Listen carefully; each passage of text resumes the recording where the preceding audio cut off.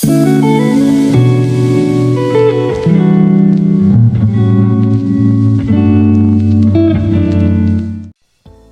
All, welcome back. ഇന്നൊരു craft video ആണ്. ഈ ഫ്ലവേഴ്സ് അല്ല, അതിൻ്റെ അടിയിലുള്ള പോട്ട്. അപ്പോൾ അതെങ്ങനെ ഉണ്ടാക്കാമെന്ന് കണ്ടാലോ. അപ്പോൾ ഈ ക്രാഫ്റ്റിന് മെയിനായിട്ട് ആവശ്യമുള്ള സാധനമാണ് കോളിംഗ് പേപ്പർ. ഒരു സമയത്ത് ഇത് ഭയങ്കര വൈറലായിരുന്നു. പഠിക്കുന്ന കാലത്തൊക്കെ ഇതുകൊണ്ടുള്ള ഇയറിങ്സ് ആയിരുന്നു എല്ലാവരും കാതിൽ. അങ്ങനെ കുറേ കാലങ്ങളായി എൻ്റെ കബോർഡിൽ വെറുതെ ഇരിക്കുന്നൊരു സാധനമാണ് ഇത്. അപ്പോൾ എന്തായാലും ഇത് വെച്ചിട്ടാവും ഇന്നത്തെ ക്രാഫ്റ്റ് എന്ന് വിചാരിച്ചു. കോളിംഗ് പേപ്പറിൻ്റെ സെറ്റിൻ്റെ കൂടെ ഒരു നീഡിൽ കിട്ടും. അത് യൂസ് ചെയ്തിട്ട് തന്നെയാണ് നമ്മൾ ഈ ക്രാഫ്റ്റും ഉണ്ടാക്കുന്നത്. വീഡിയോയിൽ കാണിച്ചിരിക്കുന്ന പോലെ പേപ്പർ നീഡിലൂടെ എടുത്തിട്ട് അതൊന്ന് ചുറ്റിച്ചെടുക്കണം.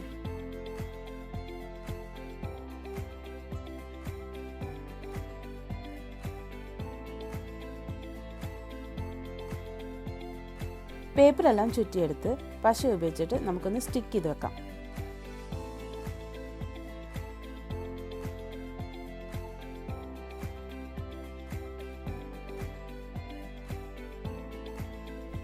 അപ്പോൾ ഇതാ ഇത്രയുള്ള പണി. ഇതാ നമുക്കൊരു ബീഡ്സ് പോലെ കിട്ടിയിട്ടുണ്ട്. ഇതേപോലെ ബാക്കിയുള്ള പേപ്പേഴ്സ് വെച്ച് ഞാൻ ഇതാ കുറേ ബീഡ്സ് ഉണ്ടാക്കിയിട്ടുണ്ട്.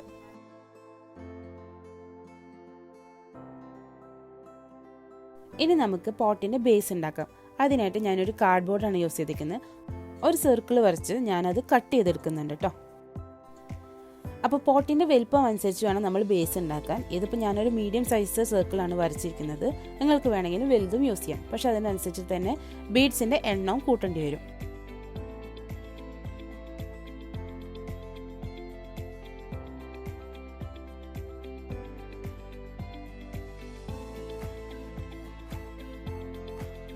അപ്പോൾ ഇതാ നമ്മുടെ ബേസ് സെറ്റ് ആയിട്ടുണ്ട്. അപ്പോൾ കട്ട് ചെയ്ത് മാറ്റി വെച്ച ബേസിൻ്റെ ചുറ്റോറം വേണം ഫസ്റ്റ് സെറ്റ് നമ്മൾ ഒട്ടിച്ചു കൊടുക്കാൻ. അപ്പോൾ ഹോട്ട് ഗ്ലൂ ഉപയോഗിച്ച് തന്നെ നമ്മൾ സൈഡിൽ വെച്ച് തുടങ്ങുകയാണ് നമ്മൾ ഓരോ ബീഡ്സും. ബേസിൻ്റെ ചുറ്റോറം ബീഡ്സ് ഒട്ടിക്കുമ്പോൾ ആ പശ ടേബിൾ ആവാതിരിക്കാൻ വേണ്ടിയിട്ടാണ് ഞാൻ സെയിം കാർഡ്ബോർഡിൻ്റെ മേലെ തന്നെ വെച്ച് ഒട്ടിക്കുന്നത്.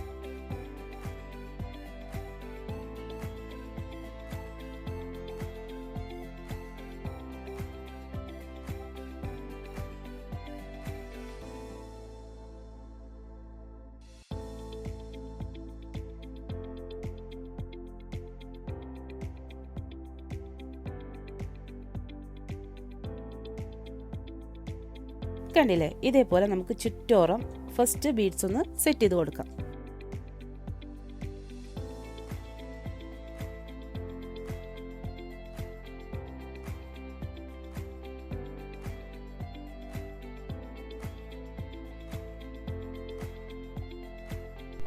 അങ്ങനെ ഫസ്റ്റ് ലെയർ നമ്മളിവിടെ സെറ്റ് ചെയ്ത് കൊടുത്തിട്ടുണ്ട്.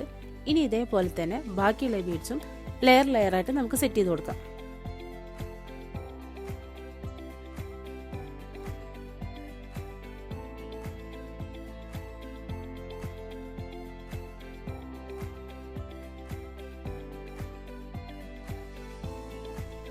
അപ്പോൾ ഇതാ സെക്കൻഡ് ലെയറും സെറ്റ് ആയിട്ടുണ്ട്. അതേപോലെ തേർഡ് ലെയറും സെറ്റ് ചെയ്തു. ഫോർത്ത് ലെയറും ഞാൻ ചെയ്തെടുത്തിട്ടുണ്ട്. അങ്ങനെ ഇതാ ഫൈനൽ 7th ലെയറും ഞാൻ ഒട്ടിച്ചു കൊടുത്തു. ഞാൻ 7 ലെയേഴ്സാണ് യൂസ് ചെയ്തത്. അപ്പോൾ അതിനനുസരിച്ചുള്ള ഹൈറ്റ് കിട്ടും. നിങ്ങൾക്ക് വേണമെങ്കിൽ ലെയേഴ്സ് കൂട്ടിയാൽ ഇനിയും പോട്ടിൻ്റെ ഹൈറ്റ് കൂട്ടാം. നമ്മുടെ പോട്ട് ഒന്നുകൂടി ഭംഗിയാക്കാൻ വേണ്ടി ഞാൻ ബ്ലാക്ക് സ്പ്രേ പെയിൻറ് ചെയ്തിട്ടുണ്ട്. അപ്പോൾ ഇതാ പെയിൻ്റ് എല്ലാം ഉണങ്ങി നല്ല സെറ്റ് ആയിട്ടുണ്ട് കേട്ടോ. ഇതിൽ നമുക്ക് നമ്മുടെ ഫ്ലവേഴ്സൊക്കെ ഒന്ന് സെറ്റ് ചെയ്ത് കൊടുക്കാം.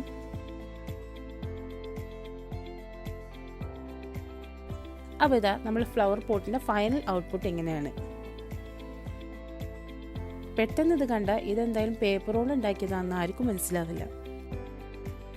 ഇനി വേണമെങ്കിൽ നമ്മുടെ പെൻസിൽ ഹോൾഡറായിട്ടും നമുക്ക് നമ്മുടെ സ്റ്റഡി ടേബിളിൻ്റെ മേലെ വെക്കാനായിട്ട് ഇത് യൂസ് ചെയ്യാം. അപ്പോൾ ഇന്നത്തെ വീഡിയോ എല്ലാവർക്കും ഇഷ്ടമായെന്നും യൂസ്ഫുള്ളായി എന്നും വിചാരിക്കുന്നു.